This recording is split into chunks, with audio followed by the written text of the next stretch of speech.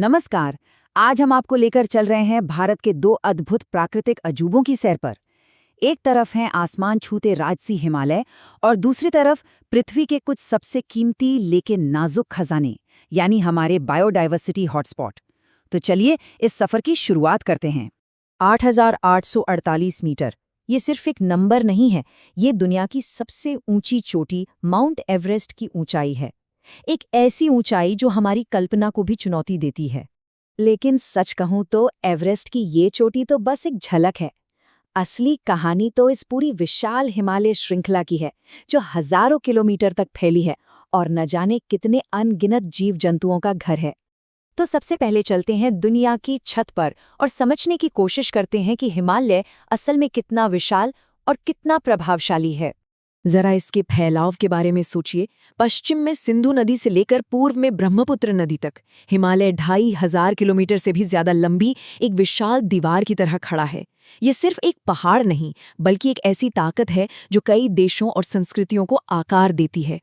और आपको जानकर हैरानी होगी कि भूवैज्ञानिकों की नज़र में हिमालय आज भी एक युवा पर्वत है, मतलब ये आज भी लगातार ऊंचा हो रहा है। लेकिन इसका असर सिर्फ पहाड़ों तक ही सीमित नहीं है, ये पूरे भारतीय उपमहाद्वीप के मौसम, संस्कृति और जीवन को कंट्रोल करता है। अच्छा, चलिए अब हिमालय की बनावट को थोड़ा और करीब से देखते हैं। इसे समझने के लिए आप सोच सकते हैं कि ये एक दूसरे के समानांतर फैली 3 परतें हैं और हर एक परत की अपनी अलग पहचान है। सबसे ऊपर और सबसे ऊंचा है वृहद हिमालय, जिसे हिमाद्री भी कहते हैं। यहीं पर दुनिया के सबसे ऊंची चोटियां बर्फ से ढकी रहती हैं।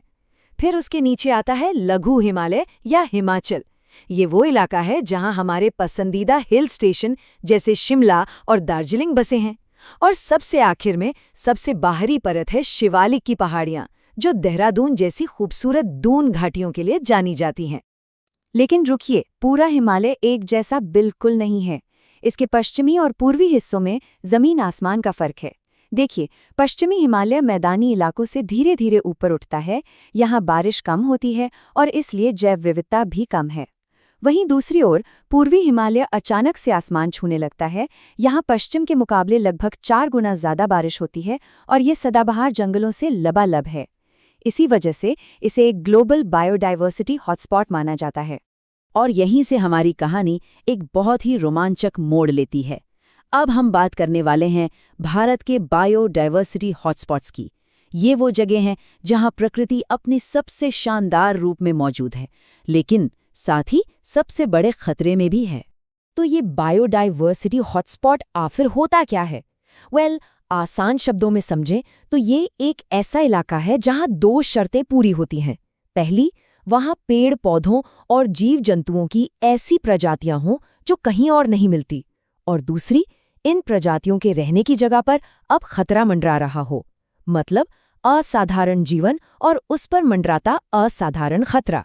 भारत में ऐसे 4 प्रमुख हॉटस्पॉट हैं: हिमालय, इंडो-बर्मा क्षेत्र, सुंडालैंड और पश्चिमी घाट के साथ साथ श्रीलंका। ये सिर्फ पहाड़ नहीं, बल्कि जंगल, द्वीप और घाटियां भी हैं जो भारत की अविश्वसनीय प्राकृतिक दौलत को दिखाते हैं। सिर्फ हिमालय हॉटस्पॉट की ही बात करें तो यहाँ पौधों की 10,000 से ज्यादा प्रजातियां हैं, और मजे की बात यह है कि उनमें से 3,000 से ज्यादा तो ऐसी हैं जो सिर्फ और सिर्फ यहीं मिलती हैं, पूरी दुनिया में और कहीं नहीं। वाकई में ये प्रकृति का एक अनमोल खजाना है। अब जरा इंडो बर्मा हॉटस्पॉट को देखिए। ये इलाका इतना ज्यादा विविध और रहस्यमय है कि सिर्फ पिछले 12 सालों में ही यहाँ वैज्ञानिकों ने 6 नई बड़ी स्तनपायी प्रजातियों की खोज की है। सोचिए, अभी भी हम इसके रहस्यों को पूरी तरह से नहीं जान पाए हैं। चलिए अब चलते हैं सुंडालैंड हॉटस्पॉट की ओर, जिसमें हमारा अपना निकोबार द्वीप समूह भी आता है। ये जगह इसलिए खास है क्योंकि ये दुनिया के एकमात्र ओरंगुटान का घर है। ये द्वीप सचमुच प्रकृति का एक अनमोल तोहफा है। और आखिर में बात करते हैं पश्चिमी घाट और श्रीलंका की। क्या आप जानते हैं कि ये पहाड़ हिमालय से भी कई ज्यादा पुराने हैं? यहाँ मेंढकों और सांपों की इतनी सारी अनोखी प्रजातियां मिलती हैं जो दुनिया में और कहीं नहीं है, और यही बात इसे बेहद खास बनाती है। अगर आपको बायोडायवर्सिटी की भव्यता का अंदाजा लगाना है तो सुंडालैंड का ये उदाहरण देखिए।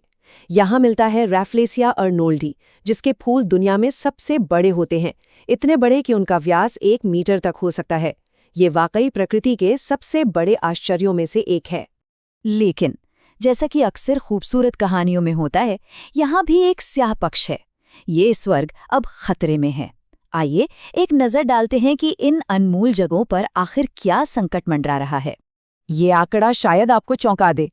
हिमालय में जो पेड़ पौधे और हरियाली हम देखते हैं, उसका सिर्फ 25% ही असली प्राचीन रूप में बचा है। जी हाँ, बाकी का 75% हिस्सा या तो पूरी तरह खत्म हो चुका है या बहुत ही बुरी हालत में है।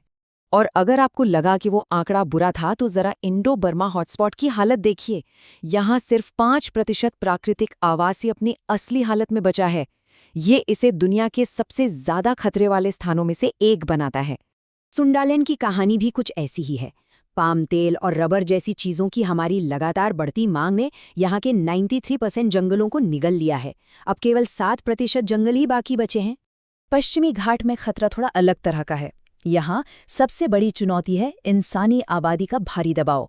हर 1 वर्ग किलोमीटर में औसतन 261 लोग रहते हैं, जो दुनिया के किसी भी हॉटस्पॉट के मुकाबले बहुत ही ज्यादा है। तो आखिर इन सबका दोषी कौन है? वजहें कई हैं और हमारे सामने ही हैं।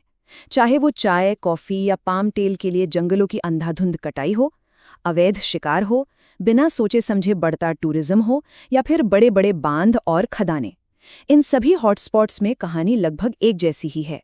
हमारी गतिविधियां इन नाजुक जगहों को तेजी से खत्म कर रही हैं। तो इन सब बातों से हम क्या समझें? इसका सीधा सा मतलब ये है कि ये प्रकृति हमारी एक बहुत ही नाजुक विरासत है और इसे बचाने की जिम्मेदारी भी हम सब पर ही है। और ये हमें एक बहुत ही बड़े और ज़रूरी सवाल पर लाकर छोड़ देता है। इस दुनिया में जहां हमारी ज़रूरतें लगातार बढ़ रही हैं, हम इंसानी विकास और हमारे ग्रह की सबसे कीमती प्राकृतिक जगहों के अस्तित्व के बीच संतुलन कैसे बना सकते हैं? इस सवाल का जवाब ही हमारे आने वाले कल की दिशा तय करेगा।